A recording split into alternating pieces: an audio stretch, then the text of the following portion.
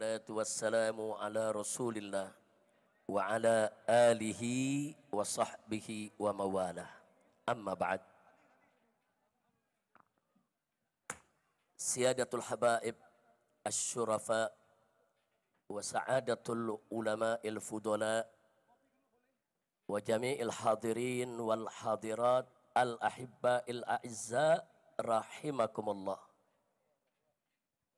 Fi hadhihi al-munasabati as-sa'iddah la ansa an usiyakum jami'an wa nafsi bitaqwallah wa bita'ati rasulillahi sallallahu alaihi wa alihi wa sahbihi wa sallam.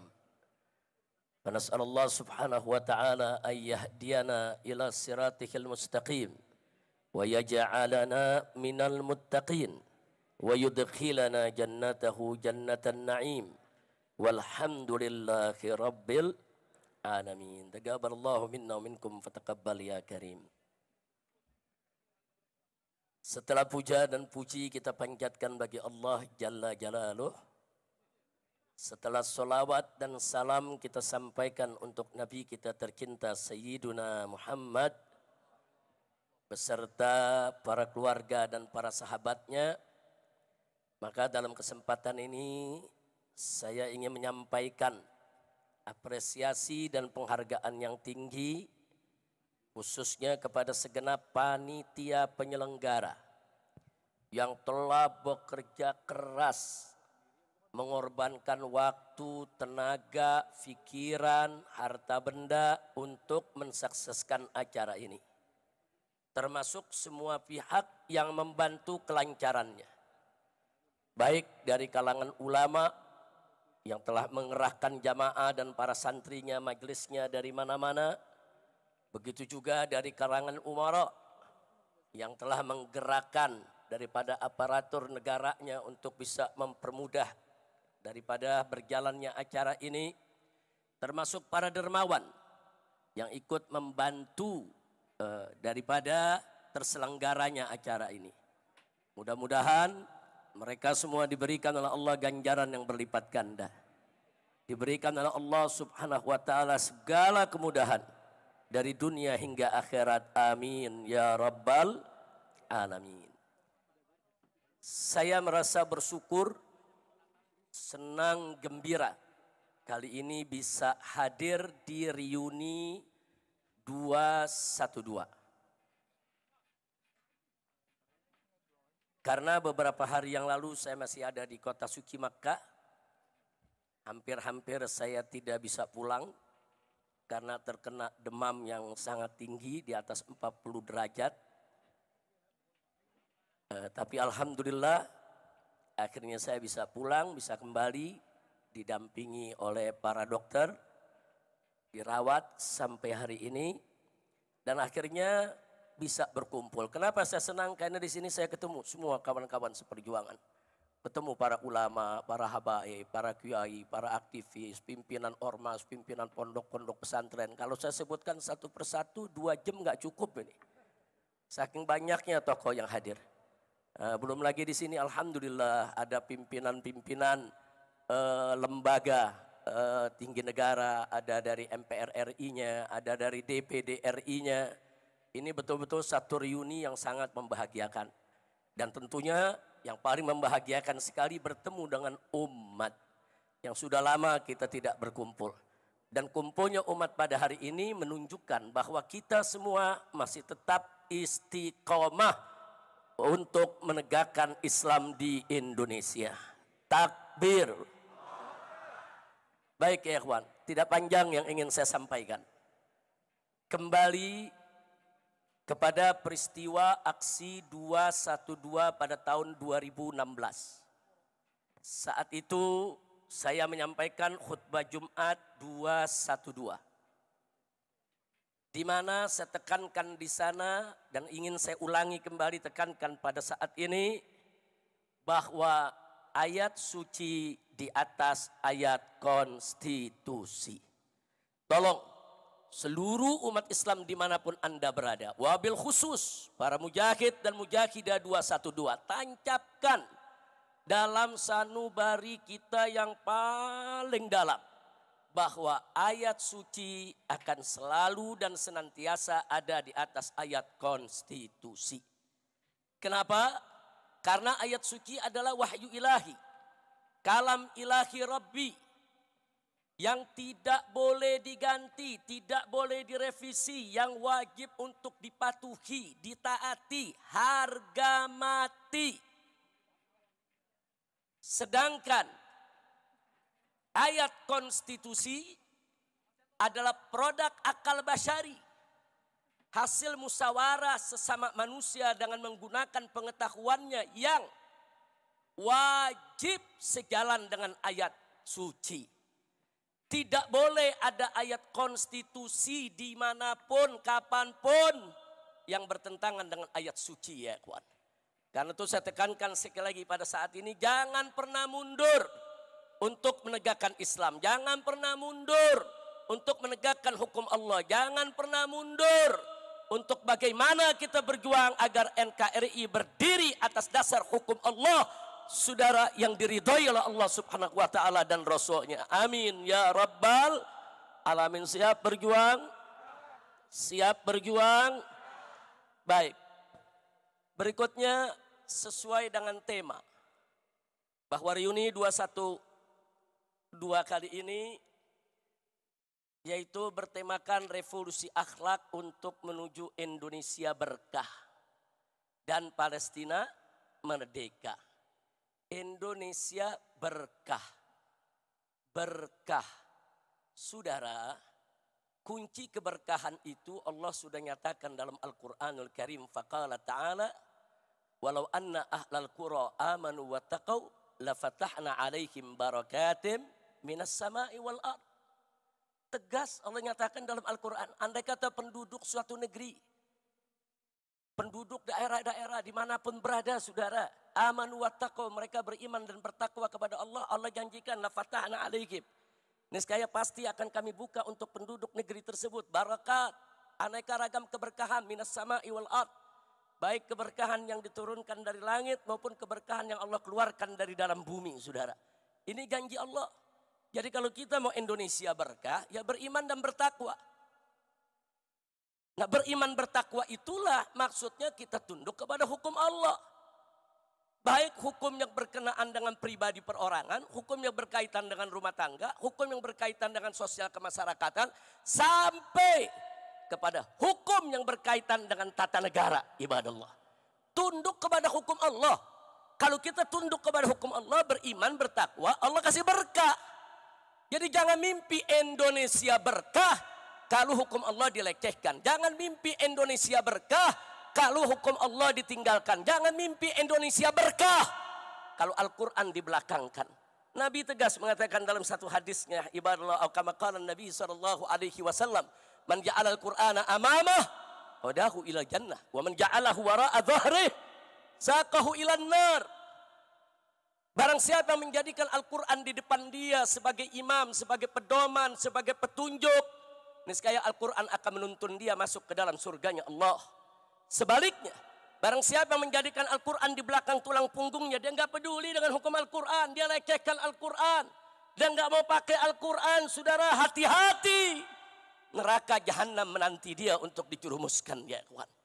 Na'udzubillah min dzalik. Mudah-mudahan di kepemimpinan baru saat ini yang terhormat, yang sama kita hormati Bapak Presiden Haji Prabowo Subianto, saudara, bisa selalu mengedepankan ayat suci di atas ayat konstitusi. Nah, jadikan Indonesia ini berkah. Kami seluruh rakyat akan dukung Bapak. Kalau Bapak mengajak bangsa Indonesia taat kepada Allah dan Rasul-Nya. Betul? Betul? Takbir. Nah, jadi sekali lagi jangan pernah mundur, ya ikhwan. Nah, baiklah. Berikutnya yang tidak boleh saya lupakan juga, ya ikhwan, alhamdulillah Pilpres sudah selesai, pilkada sudah selesai, pilkada serentak, saudara. Jadi jangan lagi ke depan ini, baik pilpres maupun pilkada memecah belah kita. Berbeda pilihan dalam politik itu biasa. Makanya saya kaget begitu ada perbedaan pilihan, saudara, Berani-beraninya ulama dimunafik-munafikkan, disesat-sesatkan, dikafir-kafirkan. Jangan. Ada habaib, ada ulama berbeda pilihan dengan kita, saudara. Masing-masing punya ijtihad politik. Wajib untuk kita saling menghormati, saudara. Jangan mau dipecah belah, saudara. Yang bertarung orang lain, yang dapat kekuasaan orang lain, yang dapat kursi orang lain, yang dapat uang orang lain. Tapi kenapa harus rakyat yang diadu domba, rakyat yang baku pukul, dan rakyat yang dipecah belah? Jangan mau lagi kita diadu domba, setuju? Siap bersatu? Siap bersatu? Takbir! Enggak apa-apa, kita beda-beda pendapat, enggak apa-apa, saudara. Hanya saja kita mau ingatkan semua, saudara, di dalam memilih pemimpin, jangan lupa jadikan Al-Quran dan As-Sunnah sebagai pedoman kita. Al-Quran dan As-Sunnah sudah menuntun kita bagaimana cara memilih pemimpin. Yang model bagaimana pemimpin yang harus kita pilih, ikuti saja. Selama kita berpedoman kepada Al-Quran dan As-Sunnah, Al-Ijma' dan Qiyas, saudara, serta apa-apa yang sudah disampaikan oleh para ulama-ulama salaf kita, insya Allah kita tidak akan terjerumus ke dalam jurang kebingungan. Enggak, kita enggak bakal bingung. Kita bingung memilih pemimpin karena meninggalkan Quran dan Sunnah. Kita bingung memilih pemimpin karena kita jauh dari Al-Quran dan Sunnah. Kalau kita ikut Al-Quran, As-Sunnah, Al-Ijma', Al-Qiyas, saudara, begitu juga petunjuk dari para ulama kita yang ikuti, insya Allah kita tidak akan pernah bingung dan kita tidak akan pernah bisa dipecah belah. Maka itu hari ini, sebelum saya akhiri, saudara, saya ingin mengajak semuanya kembali ke dalam barisan. Yuk kita rapikan soft kita perkuat barisan kita. PR kita ke depan banyak, ya ikhwan. Dari dulu saya selalu menekankan, siapapun presidennya, siapapun gubernurnya, siapapun bupatinya, siapapun wali kotanya, kewajiban kita tetap sama. Dakwah, amar, ma'ruf, nahi, munkar, dan jihad. Siapapun presidennya, kewajiban kita tidak akan pernah berubah. Betul? Betul? Nah, baiklah, terakhir, saudara.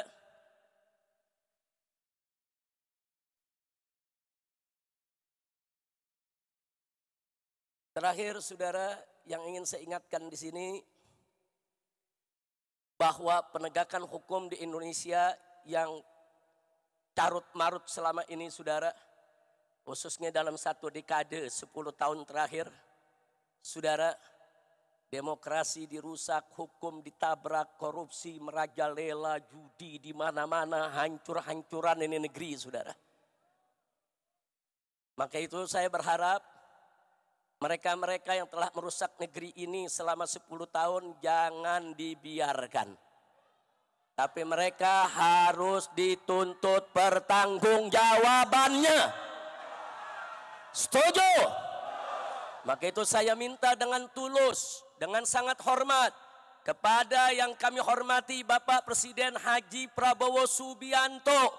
Tolong Pak, bersihkan pemerintahan Bapak dari orang-orang yang bermasalah.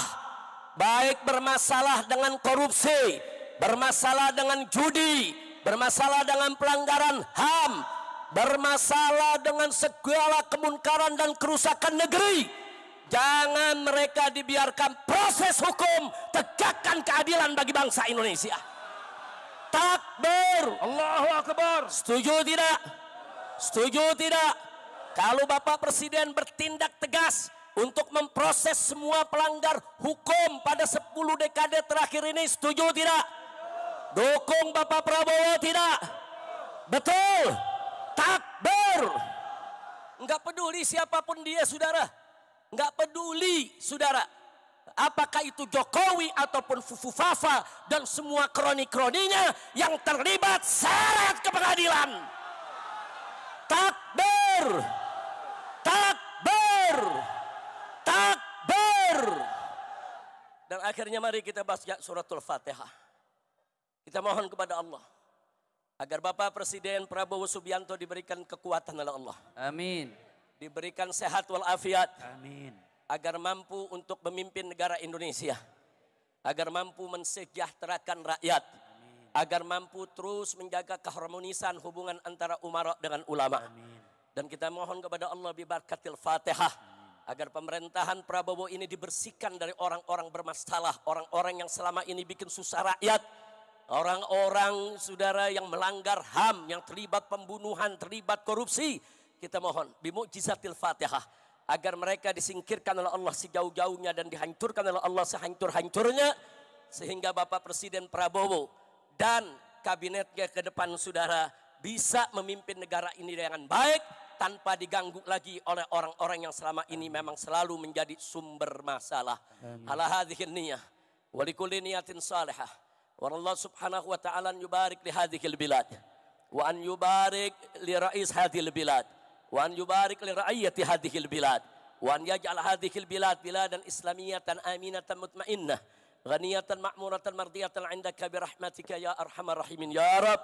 Wa ila hadratin Nabi sallallahu alaihi wasallam bisiril Fatihah. A'udzu billahi minasyaitonir rajim. Bismillahirrahmanirrahim. Alhamdulillahi rabbil alamin arrahmanir rahim maliki yaumiddin. Iyyaka na'budu wa iyyaka nasta'in ihdinas siratal mustaqim. Siratal ladzina an'amta 'alaihim ghairil maghdubi 'alaihim waladdallin. Mudah-mudahan digabul oleh Allah Subhanahu wa taala. Jadi sekali lagi pemerintahan baru ini jangan kita ganggu. Kita beri kesempatan, kita dorong, tapi tetap kita kritisi. Jadi bukan mendukung dalam arti kata menjilat, memuji yang gak berhak dipuji, saudara. Jangan. Kita tetap amar ma'ruf nahi munkar. Ikhlaskan niat hanya mencari ridha Allah Subhanahu wa ta'ala. Nah akhirnya saya mau umumkan, sebentar, duduk sebentar. Nah akhirnya saudara, saya mau umumkan, insya Allah hari Kamis besok, insya Allah di pesantren Markas Syariat Megamendung, dimulai dari jam 8 pagi sampai zuhur, kami akan mengadakan haul syuhada 6 santri FPI yang dibunuh di KM 50. Jadi kami akan mengadakan haul syuhada di sana, saudara. Nah bagi mereka yang berkesempatan untuk hadir silakan. Undangan dibuka untuk umum. Hari Kamis besok tanggal 5 Desember. Kami adakan karena memang kejadiannya tanggal 7 Desember. Kejadiannya tanggal 7 Desember. Jadi kita akan gelar haul 6 syuhada di sana. Tentunya peringatan haul ini bukan sekedar untuk mendoakan, tapi sekaligus juga untuk kita mengambil ibrah. Dan ditambah lagi untuk tetap mengingatkan kita bahwa persoalan ini belum tuntas, belum selesai. Betul? Betul? Nah, maka itu maaf. Kalimat terakhir dari sambutan saya yang harus saya sampaikan, maaf. Saya sedih, saya prihatin. Kalau kabinet yang dibentuk oleh presiden baru saat ini masih ada bau anyir darah KM 50, saudara. Karena ada beberapa orang yang diduga kuat terlibat langsung ataupun tidak langsung dalam peristiwa KM 50 justru duduk diangkat masuk dalam kabinet, saudara. Maka itu sekali lagi, jadi kabinet ini secara umum sudah bagus. Kabinet ini secara umum harus kita dukung. Kabinet ini secara umum harus kita beri support untuk bisa bekerja dengan baik. Tapi saya tidak bisa menyembunyikan kesedihan saya, keprihatinan saya. Ternyata kabinet tersebut, maaf, masih ada bau anyir darah KM 50, saudara. Maka itu kita akan gelar haulnya. Insya Allah siap hadir. Insya Allah akan kita gelar, saudara, supaya KM 50 akan terus kita usut sampai tuntas. Setuju? Setuju? Takbir. Allahu Akbar. Nah, akhirnya sekali lagi kita baca suratul Fatihah. Kali ini khusus untuk Palestina ya ikhwan. Saya sepakat dengan Kiai Haji Muhyiddin Junaidi tadi, luar biasa. Beliau mengusulkan kepada Bapak Presiden Prabowo yang sejak awal sudah memberikan dukungan terhadap perjuangan Palestina agar membuka pendaftaran bagi pemuda-pemuda Indonesia yang siap berjihad ke Palestina. Buka pendaftaran, latih mereka, persenjatai, kirim ke medan Gaza untuk bertempur membebaskan Al-Aqsa. Siap tidak? Siap tidak? Jadi kalau Bapak Presiden menyetujui usulan dari sepuh kita Kiai Haji Muhyiddin Junaidi tadi, saudara sambut tidak? Dukung tidak? Setuju tidak? Takbir. Mudah-mudahan. Jadi usulan tadi merupakan usulan luar biasa. Dan kepada Dr. Ahid, jazakumullah khairal jasa ala muhadaratikum, masya Allah. Apa yang tadi disampaikan oleh Dr. Ahid dari Palestina luar biasa menggugah kita semua ya ikhwan. Ya, kita nggak boleh pernah melupakan tentang Palestina. Palestina harus selalu ada di hati kita. Palestina harus selalu menjadi perhatian kita. Dan Palestina harus menjadi prioritas perjuangan kita di dunia internasional agar Al-Masjidil Aqsa dibebaskan oleh Allah Subhanahu wa taala dari cengkeraman Israel Durjana dan bangsa Palestina bisa menikmati kemerdekaan. Amin ya rabbal alamin. Ala hadhihi niyah wa likulli niyatin salihah wa ila hadratin nabi sallallahu alaihi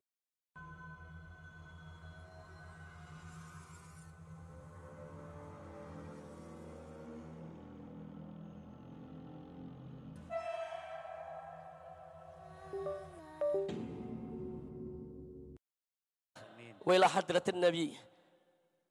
Bisiril Fatihah. A'udzubillahi minasyaitonir rajim. Bismillahirrahmanirrahim. Alhamdulillahi rabbil alamin arrahmanir rahim maliki yaumiddin. Iyyaka na'budu wa iyyaka nasta'in. Ihdinas siratal mustaqim. Siratal ladzina an'amta 'alaihim ghairil maghdubi 'alaihim waladdallin. Alhamdulillah. Baik ya ikhwan, setelah saya tutup, ini akan dilanjutkan pembacaan doa penutup oleh Buya Ahmad Qurtubi Jailani. Beliau nanti yang akan baca doa, kita aminkan dengan khusyuk, dengan penuh keyakinan. Semoga doa kita akan diterima oleh Allah Subhanahu wa taala. Jadi itu saja yang bisa saya sampaikan dan saya minta maaf kalau kondisi saya memang terlalu lemah ya ikhwan. Kalau dokter melarang, saya bicara, saya keluar kena angin begini dilarang ya ikhwan. Tapi apa boleh buat? Saya berangkat kemarin dari sana hari Kamis ya kawan, sore maghrib saya berangkat, tapi pagi hari sampai jam 1 saya punya panas tuh 41 derajat lebih.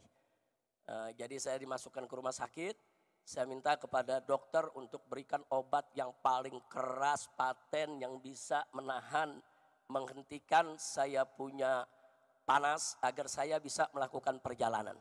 Berhasil. Habis 3-4 jam saya diinfus yang itu. Jam 1 selesai saya langsung berangkat ke bandara. Kemudian langsung terbang. Ternyata di pesawat dari mulai terbang sampai turun luar biasa. Menggigil, demam, cukup hebat ya ikhwan. Tapi alhamdulillah sampai di Jakarta ditangani lagi oleh dokter-dokter kita. Setiap malam memang panas bisa mencapai 40. Kalau pagi begini nih mulai rendah. Nanti begitu siang agak mulai ringan. Tapi saya sudah periksa semua, alhamdulillah, periksa darah, urin dan lain sebagainya semua bagus. Tapi insya Allah sepulang dari acara ini saya sudah janjian, saya akan langsung dirawat di rumah sakit untuk pemulihan. Karena itu saya minta maaf, mungkin ke depan ini banyak yang sudah ngundang saya, banyak undangan yang tidak akan bisa saya datang sampai betul-betul pulih tenaga. Tapi itulah karena cinta antum semua, karena doa antum semua, dan karena rasa senang saya kumpul dengan para ulama, para kiai, dengan nazrah mereka, suara yang gak keluar jadi keluar ya ikhwan. Alhamdulillah suara yang gak keluar jadi keluar. Nah tapi ini semua nazrah dari para habaib kita, para ulama kita. Terima kasih banyak para kiai, para ulama, dan mohon maaf kalau dari tadi saya gak mau selaman, bukan apa-apa. Satu selaman semua selaman, satu meluk semua meluk. Akhirnya panas bukan turun dari 40 bisa 80 urusannya. Nah jadi tolong dimaafkan, tolong dimaafkan. Saya nggak biasa begini, biasanya saya paling seneng salaman sama ulama. Paling seneng saya pelukan sama ulama. Paling seneng saya cium jidat ulama atau saya dicium jidat saya oleh ulama. Nah tolong hari ini saya nggak salaman, dimaklumi. Bukan sombong, tapi untuk mempercepat pemulihan. Nah itu saja, terima kasih. Akhirnya sekian dari saya. Hadani Allah wa iyyakum ila siratil mustaqim. Wassalamualaikum warahmatullahi wabarakatuh. Waalaikumsalam.